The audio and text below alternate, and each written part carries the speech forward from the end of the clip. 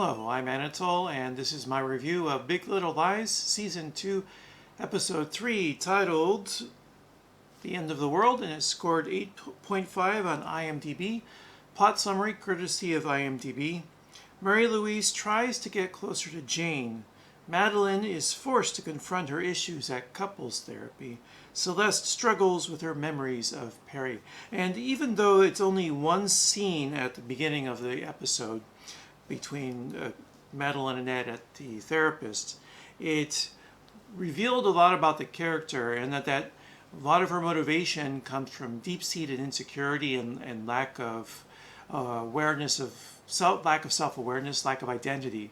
And so the reason why she's trying to drive her daughter to college is because she herself feels that she has failed by not making more of her own life other than just being a housewife or a mother. And so I want to give a tip of the hat or a shout out to the actress playing the psychologist. She is Robin Wiegert. She was also Calamity Jane in Deadwood, and she's getting a lot of work these last couple episodes because apparently she is the psychiatrist for all of the Monterey Five, which I don't think would happen.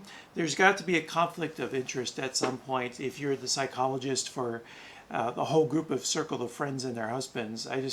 Plus also there was got to be more than one psychologist in Monterey. And again, let's go back to conflict of interest. Even if one wife, such as Nicole Kidman's character, recommended the psychologist to Maddie, I'm sure the psychologist would just have to say, I can't do this. There's no way I can be the voice for you and your friend and your friend's husband and your husband and your children and their children. I don't see how it could happen. But so that's the first thing I wanted to comment upon was that the way that Maddie's character, they're making her more fragile, or they're revealing the fragility that was always there she was trying to cover up. So in some ways, she's kind of like the Michael Keaton character from Family Ties, and that is that her outward front is just that. It's a weak front, and it's strong until you're able to puncture the defense that is protecting it. But once you puncture that defense, like air coming out of a balloon, it just all falls apart.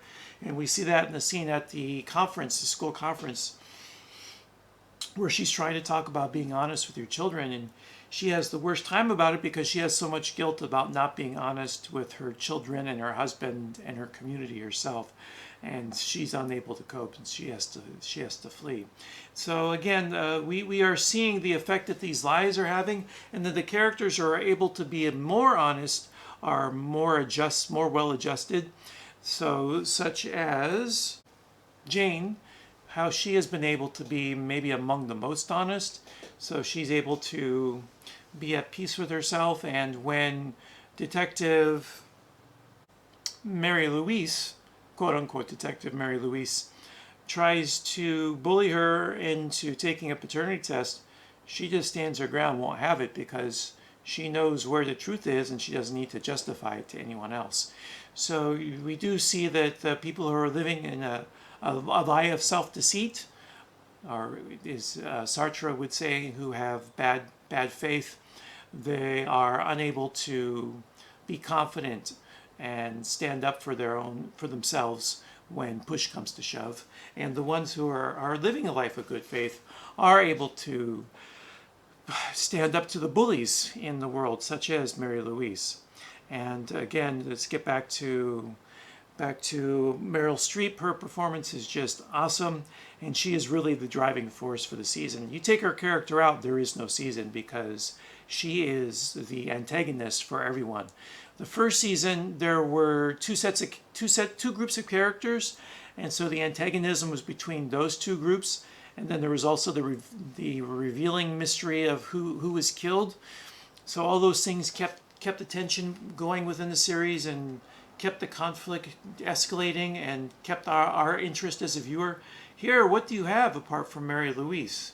Nothing. So without her, the whole show falls apart, and they have such a strong actress in Meryl Streep to pull that role off. So those are my brief thoughts on episode 3, the end of the world, and I am looking forward to episode 4. I have an idea of what's going to happen because when I go to check these scores on IMDb, if the title for the next episode is up, sometimes I can see that, and I think it's spoiled for me what's going to happen next episode. I could be wrong, but I have a feeling there will be a major revelation next episode. We'll have to see. ... To be continued. Okay, so that's all for now. Take care and be well. See you.